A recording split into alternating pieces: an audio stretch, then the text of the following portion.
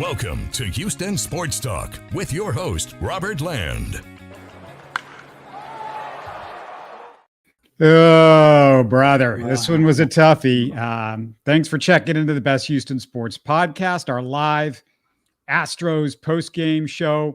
We're part of the National Believe Network. Joining me is my co-host, Stephen Kerr. 65 plus years in sports journalism between the two of us. Lots of Astros postseason heartbreakers. We are used to this. And Stephen, Framber was 0-3 with a 9 ERA in the postseason last year. What's happened to postseason Framber? That's what I'd like to know, Robert. I mean, he'd been pitching so well the last few weeks, and it looked like he'd, gotten things together. Last year, I guess you could, go back to he pitched too many innings, because we talked about that a lot. You could do that, but today you got to wonder.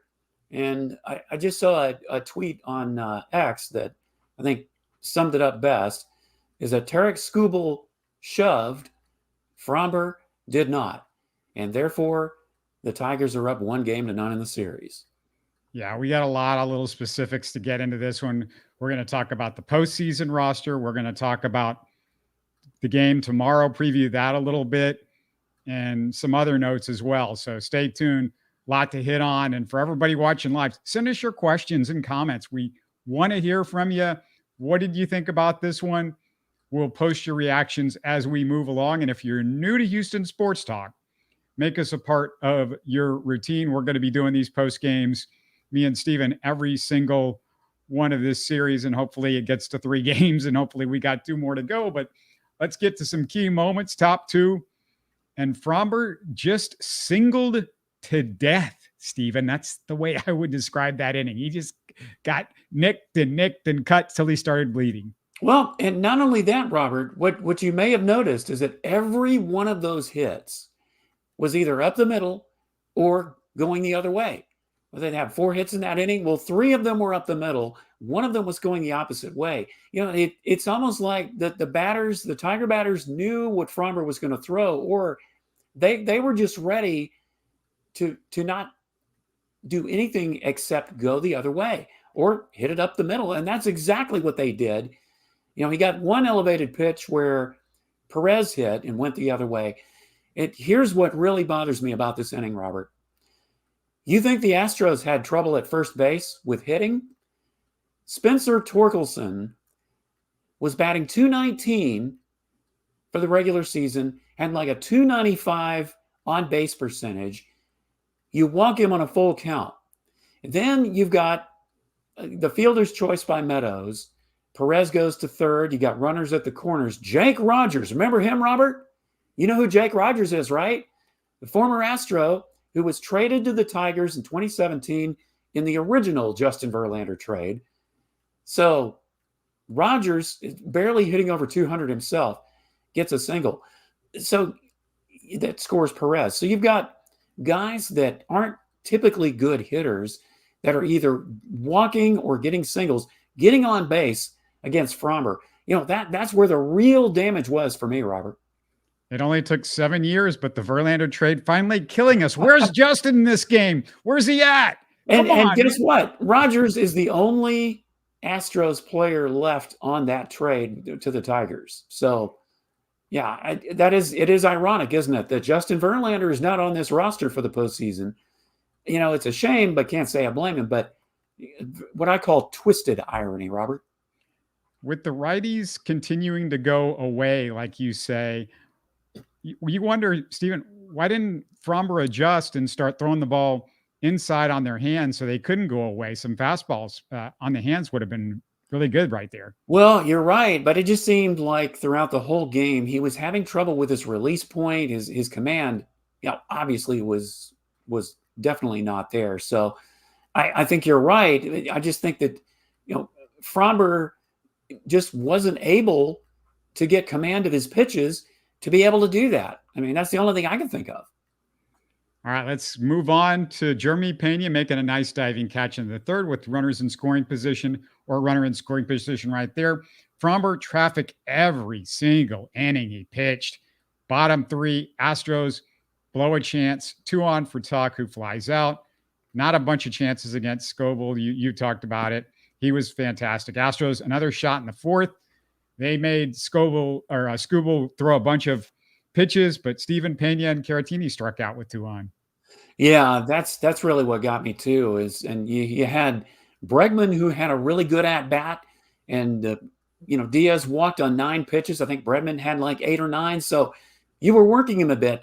And see, throughout this whole game, I kept waiting for the guys who had typically come through in the postseason, like Jeremy Pena, at least one time in his career, in his rookie season.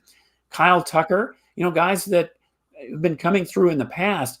I kept waiting for them to deliver in the clutch situations, and it just didn't happen. And it's certainly not in those 2 instances you just talked about. Yeah, we've been waiting for the Jeremy Pena from the 22 postseason for 2 years. I don't think that guy's still looking for him. Where are you at, Jeremy? Where are you at? Yeah, he's not walking through the door. Framber leaves the game in the 5th. It's the 4th straight postseason start. He couldn't get 6 innings. After giving up a walk, Neris got you out of the jam with 2 runners on. In the 6th, Bregman narrowly misses a home run, especially when you look at the 9th. That could have been a big deal. Yeah. But then Yordan strikes out. So, Stephen, the Astros, boy, they had to take advantage of their opportunities because there weren't many. No, there weren't many until you get to the 9th, and we'll talk about that.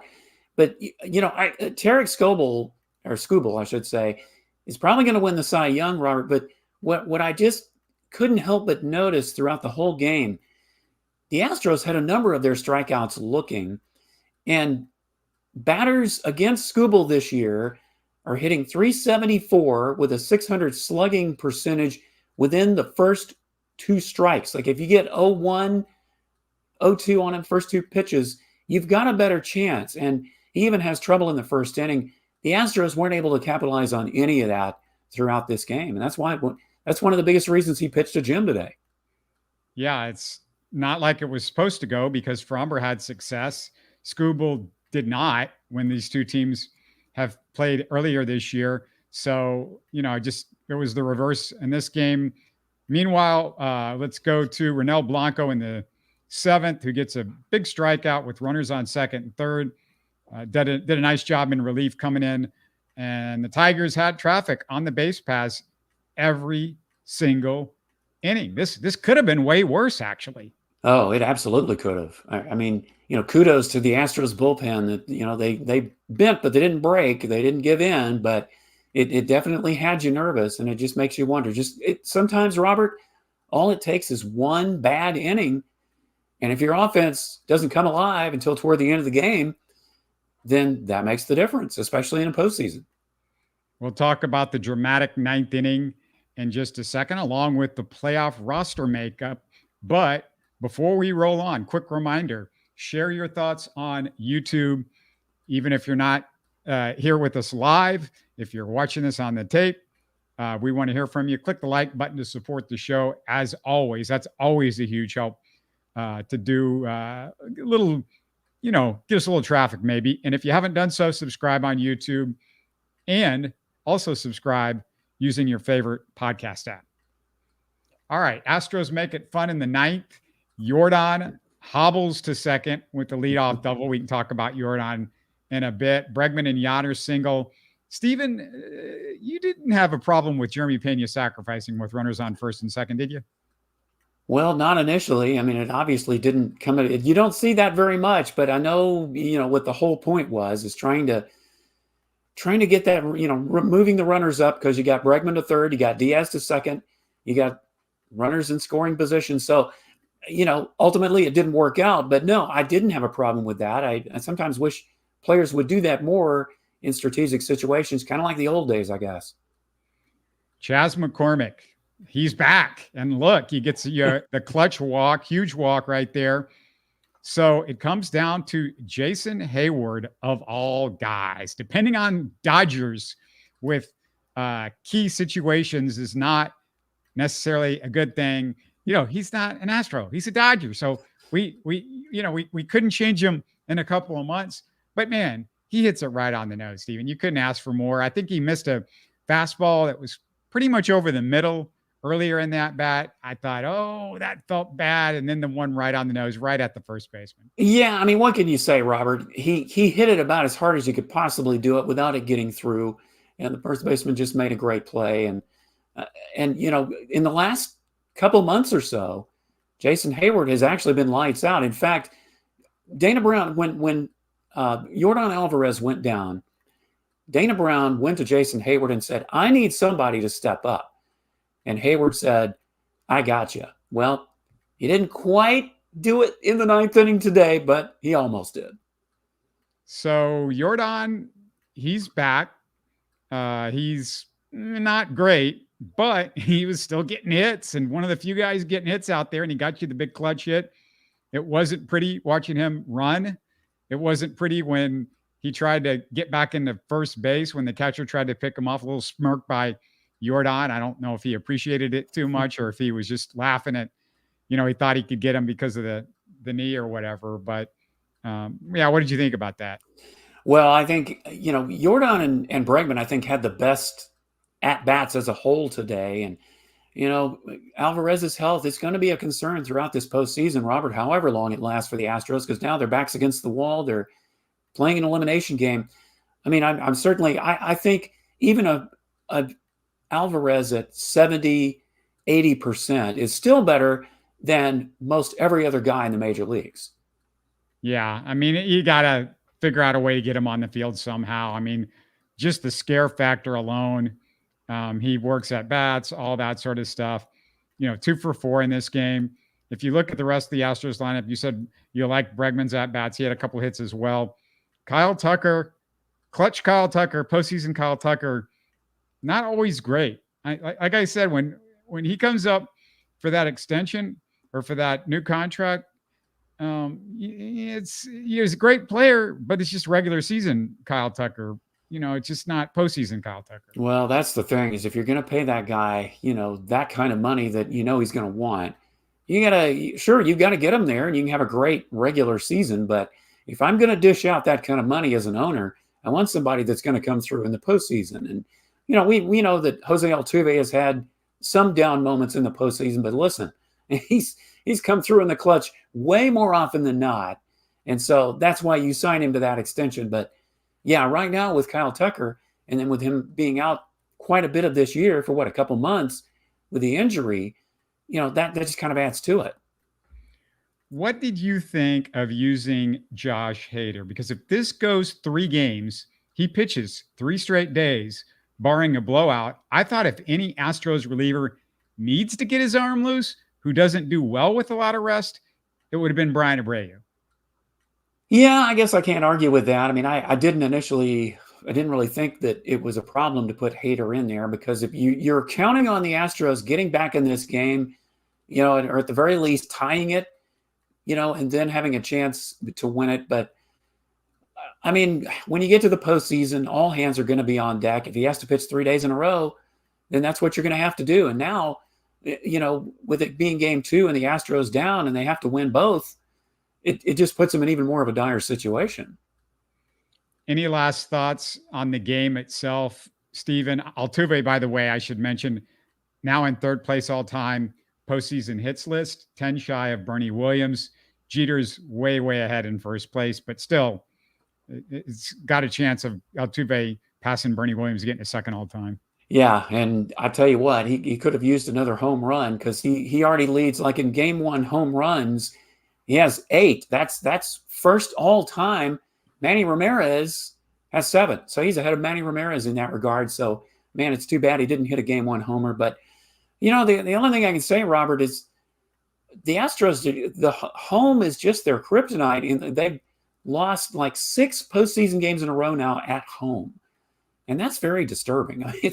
You can't hang they can't win at Minute Maid Park like you did last year. I mean, this year, they certainly played better in the regular season, but unfortunately, you get in game 1 of the postseason, and the postseason home woes continued today. Yeah, and this has been an issue for several years, because you go back to the 2019 World Series, and, that one just really AJ had a chance to win twice, and you couldn't do it. And AJ Hinch haunting his old team. How about that? All right, let me ask you what you thought of who was and was not on the playoff roster. No Justin Verlander, not surprising. No. Having Cesar Salazar means probably no John Singleton at first base. Notice that it was Caratini out there against a righty in this one. Do you think there were better options than Greg Kessinger and Caleb Ferguson? Just overall? Not really. And, I don't know if this was their thinking, but you and I have talked about how dangerous it is to have both Caratini and Diaz in the lineup at the same time, because what if one of them gets hurt? You're down a catcher. So if you have Cesar Salazar on the roster, it at least gives you some insurance if that happens, heaven forbid that one of them goes down. But you want both their bats in the lineup if you can get it. So I don't know if that was their thinking for putting him on there. I mean, I know Singleton was there because he pinch hit. But, yeah, I mean, there's always going to be a question with somebody leaving off and who you're leaving on. The good thing about having Kessinger, if you have him on there, at least defensively, he can make some big plays for you. But as far as his bat, not so much. Yeah, and I mentioned that I think I screwed that up. It wasn't that there wasn't a lefty, so. Yeah, there was a lefty on there. There was a lefty on the mound in this one. So, yeah, we might see Singleton starting at first base. But just a good idea, I think, to have Salazar out there. And then the new Justin Verlander, Hunter Brown, faces his hometown team, Stephen. Usually in sports, guys show up big time when they face their hometown team. Well, if you're an Astros fan, you certainly have to hope that's the case. And this is certainly the biggest game of Hunter Brown's career right now, because you've got him going in game 2 in a potential elimination game here. It's big, it's big for that. It's big because he's playing, in front of his hometown team. So a lot of pressure on Hunter Brown. Let's just hope he can come through. So yeah, let's hope that statistic holds up, Robert, or the Astros will be going home, and it'll be the only other postgame show we'll do for the Astros this year. Yeah, Adrian in the comments says turn on television. I'm not sure what he's referring to, but maybe there's some exciting stuff in the postgame. But anyway, let's hit some big news on the National Baseball front. Pete Rose died at age 83. That was a big story yesterday. An old school Astros fan will remember he killed us in the 1980 NLCS, hitting 400 and 920 OPS. Big in that last game that we had the 5-2 lead in the 9th inning. Just what are your thoughts on the all-time hit king, Stephen?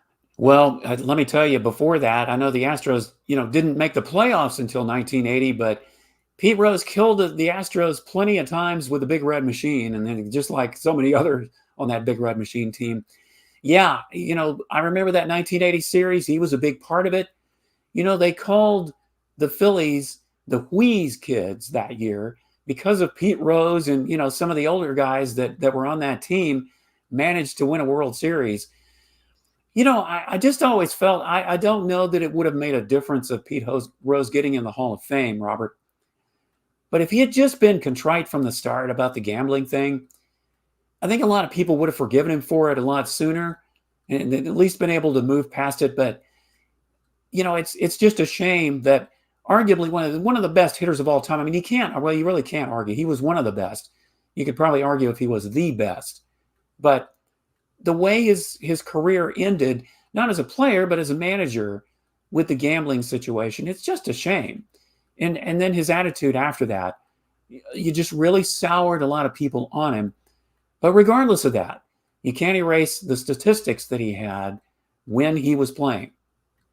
Yeah, I feel like there's just a ton of ignorant people jumped on social media, just really upset. Oh my God, he should be in the Hall of Fame. Well, it wasn't just that he cheated. And originally it was just not cheating. And when I say cheating, gambling. Right. Blowing the integrity of the game.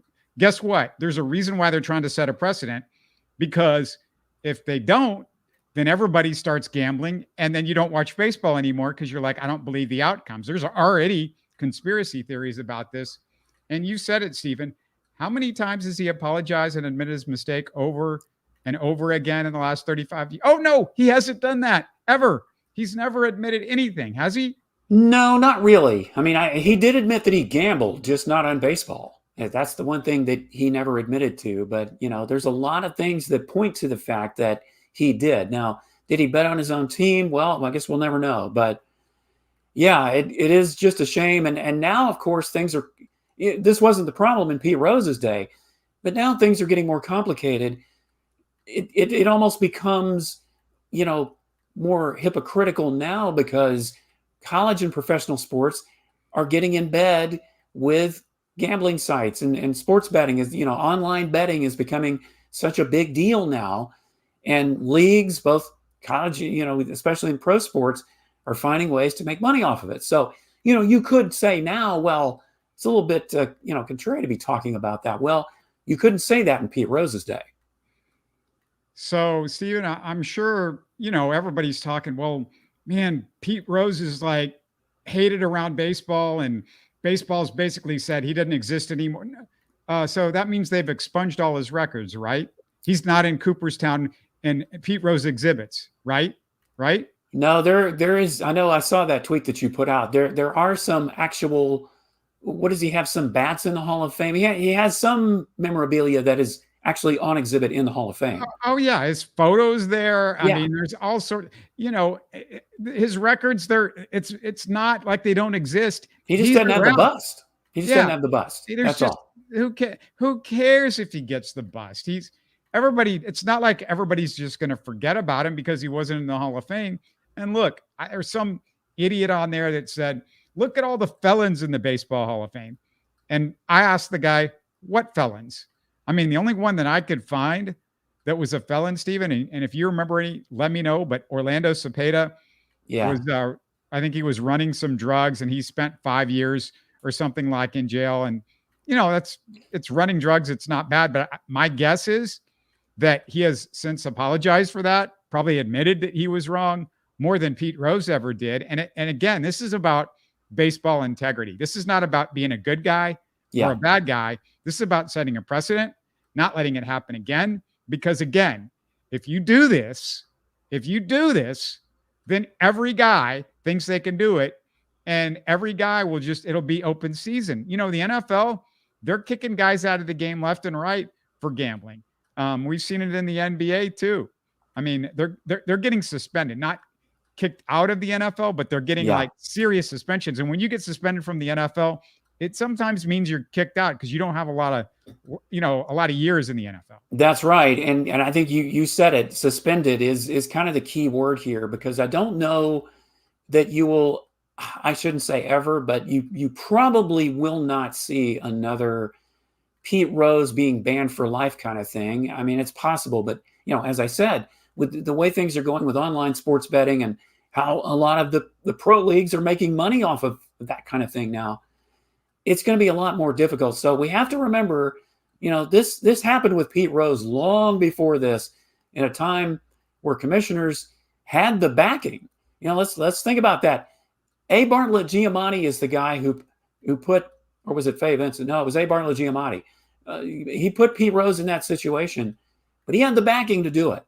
Now, I'm not so sure you could do that. It would be really difficult. Let's put it that way. This just in, Brandy says, I look forward to Hunter pitching tomorrow. I think we're all looking forward to somebody pitching a little bit better in the starting spot in that game. And, when we talk about the Pete Rose thing, poor Ozzie Virgil, not that he's that great of a player, but he was the first Dominican Major League Baseball player ever. He passed away same day as Pete Rose yesterday in his early 90s.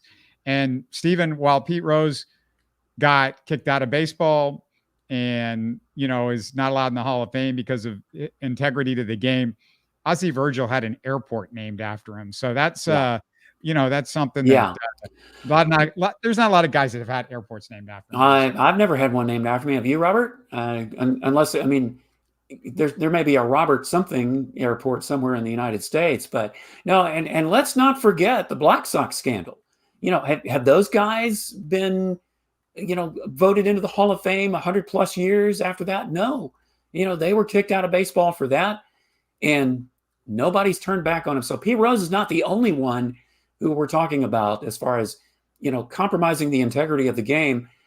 Shoeless Joe Jackson, Eddie Cicotti, all those guys on the 1919 Chicago White Sox, when, called the Black Sox scandal for that reason, they're not in the Hall of Fame either. So it's not just Pete Rose and, that you can point to for that. And as you said, I think you've got to make it to where guys don't really want to do it, or at least think twice about it and hope they don't get caught.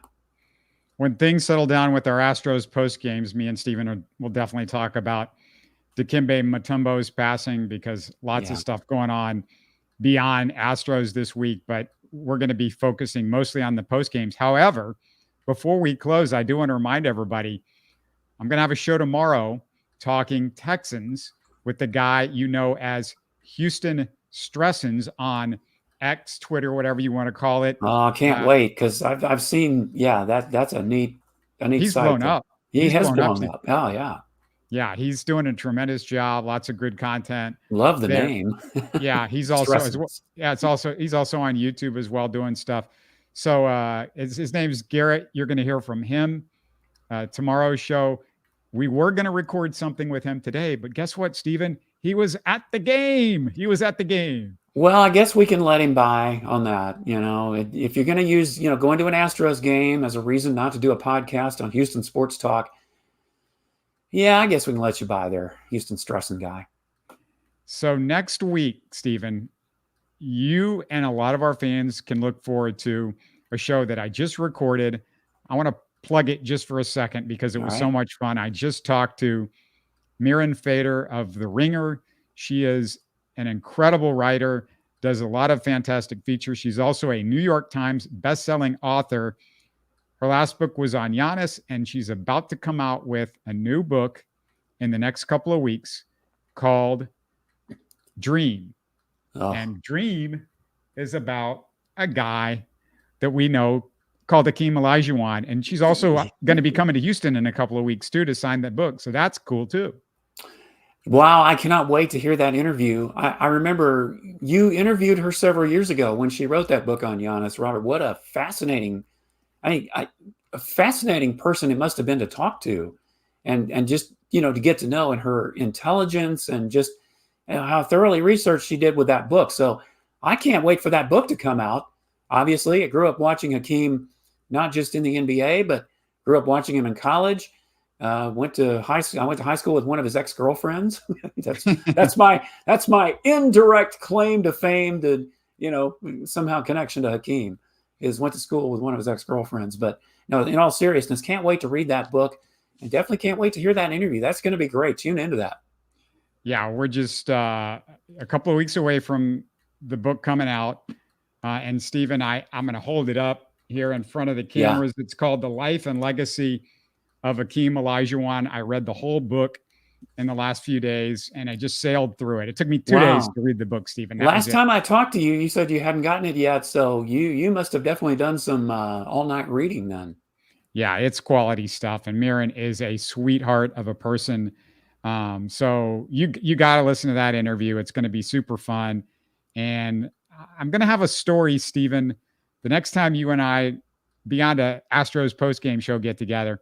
I got a story because I had dinner Thursday night with a guy named Rudy Tomjanovich. Yes, you did. We've talked about that off air, so can't wait to hear about that too. So we got a lot to look forward to.